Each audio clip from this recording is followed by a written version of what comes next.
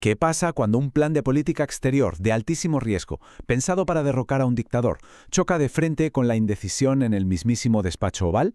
Bueno, pues de eso va este análisis. Vamos a sumergirnos en el relato de John Bolton sobre el intento de la administración Trump de expulsar a Nicolás Maduro allá por 2019.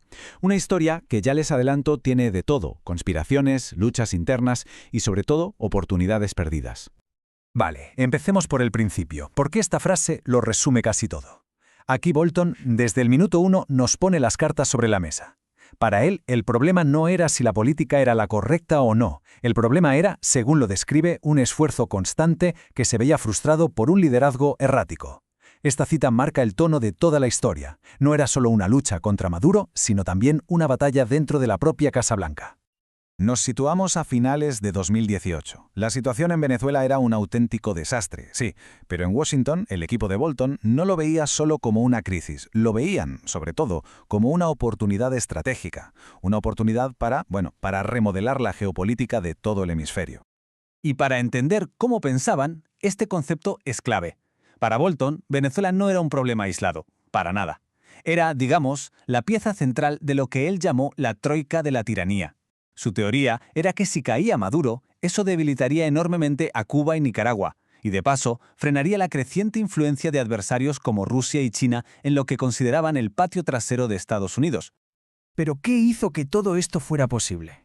Pues el colapso económico, claro. Como se ve aquí, la caída es espectacular. La producción de petróleo, que es el alma del país, se había desplomado a niveles que no se veían desde los años 40.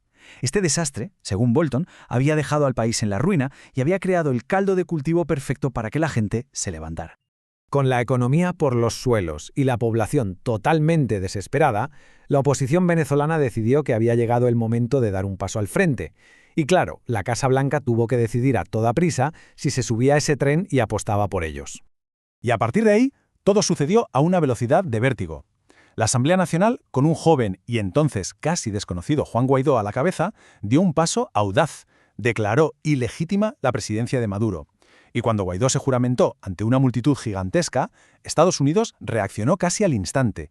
La suerte, como se suele decir, estaba echada. Pero claro, el reconocimiento político era solo el primer paso. Aquí es donde la cosa se pone interesante, porque vemos la fractura interna. Bolton quería ir a por la victoria, como él decía, con sanciones petroleras devastadoras. Pero se topó con la resistencia del secretario del Tesoro, Steven Mnuchin, a quien Bolton retrata como alguien más preocupado por los efectos secundarios en las empresas americanas que por la misión principal de derrocar a Maduro. Y para enredar aún más la cosa, estaba la percepción del propio presidente. Según Bolton, Trump no las tenía todas consigo. Dudaba de que Maduro fuera a caer. Llegó a decir que era demasiado inteligente y demasiado duro. Esta vacilación del presidente se convertiría, según el relato, en un obstáculo constante para el equipo de seguridad nacional. Bueno, a pesar de las dudas internas, la estrategia seguía adelante. El siguiente gran movimiento no fue militar, sino humanitario. Una jugada diseñada para poner a Maduro básicamente entre la espada y la pared. La verdad es que, sobre el papel, el plan era bastante astuto. Al intentar meter ayuda humanitaria, la oposición creaba un dilema moral para el ejército venezolano. Si la dejaban pasar, estaban desafiando a Maduro. Si la bloqueaban a la fuerza, quedaban como un régimen brutal que le negaba comida y medicinas a su propia gente. La gran esperanza era que esto provocara deserciones masivas en las filas militares. Sin embargo, la tensión iba subiendo. Bolton cuenta en sus memorias cómo le empezó a preocupar una decisión de Guaidó: salir de Venezuela para ir a un concierto benéfico en Cúcuta. Políticamente era un riesgo enorme. Le podía dar a Maduro la excusa perfecta para presentarlo como alguien que había huido, dejándolo aislado fuera del país. Y llegó el 23 de febrero, y el plan se vino abajo de forma espectacular. Las fuerzas leales a Maduro bloquearon las fronteras. La imagen de los camiones de ayuda ardiendo en un puente dio la vuelta al mundo. Fue un símbolo del fracaso. Y lo más importante, no hubo ni rastro de las deserciones militares de alto nivel que tanto esperaban. La operación, según Bolton, fue un caos y se desinfló. Un golpe durísimo para la oposición. Después de este batacazo en la frontera, a la oposición y a sus aliados en Washington ya solo les quedaba, por así decirlo, una bala en la recámara. Se lo tenían que jugar todo a una sola carta. Y esto nos lleva al momento más dramático de toda esta historia, el levantamiento del 30 de abril. La mañana del 30 de abril, el mundo se despertó con noticias que parecían sacadas de una película. El líder opositor Leopoldo López, liberado de su arresto domiciliario. Guaidó, rodeado de un puñado de soldados, anunciando el inicio de la fase final de la Operación Libertad. De verdad, parecía que el fin de Maduro era cuestión de horas. ¿Pero qué había detrás de todo esto? Pues según Bolton, algo que se había cocido en secreto durante semanas.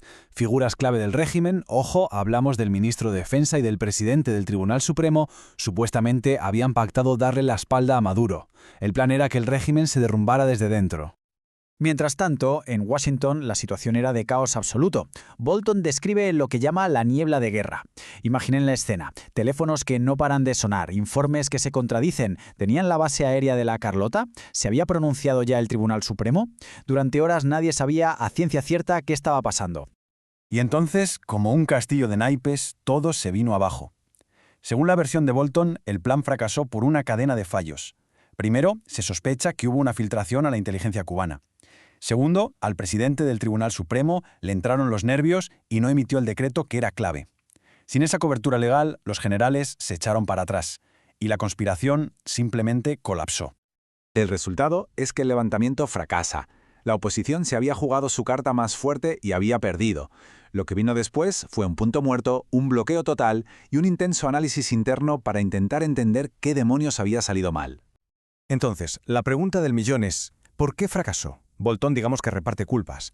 Apunta principalmente a lo que él describe como la cobardía de las figuras del régimen que no cumplieron su palabra. También destaca la presión de Cuba y Rusia, algunos errores tácticos de la oposición y de nuevo la lentitud de la burocracia y las dudas dentro del propio gobierno de Estados Unidos. Y esta anécdota que cuenta Bolton es muy reveladora. Cuenta que después de una llamada con Vladimir Putin, en la que el líder ruso desplegó lo que él llama propaganda al estilo soviético, la opinión de Trump sobre Guaidó se agrió por completo. Empezó a llamarlo, de forma despectiva, el Beto O'Rourke de Venezuela. Una muestra, según Bolton, de cómo las influencias externas y las impresiones personales del presidente iban minando la política. Al final, Bolton llega a una conclusión muy interesante sobre el papel del ejército. Sostiene que no es que fueran leales a Maduro por pura convicción. No, simplemente se quedaron en sus cuarteles.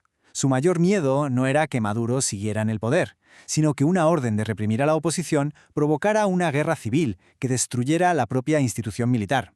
O sea, fue autoprotección, no lealtad. Pero a pesar de todo, a pesar del fracaso, Bolton se mantiene firme en su conclusión. Para él, el plan era sólido y estuvo increíblemente cerca de funcionar. Defiende que no fue un error de estrategia, sino un fallo de ejecución en el momento clave, una pérdida de valor de los conspiradores justo al final. Y todo esto nos deja con la gran pregunta que flota sobre este relato. ¿Estamos leyendo la crónica de un éxito que se rozó con los dedos pero que se arruinó en el último minuto por la indecisión y la cobardía? ¿O es más bien la historia de una política de altísimo riesgo basada en suposiciones demasiado optimistas que en realidad estaba condenada a fracasar desde el principio? La respuesta quizá se sigue escribiendo hoy en Venezuela.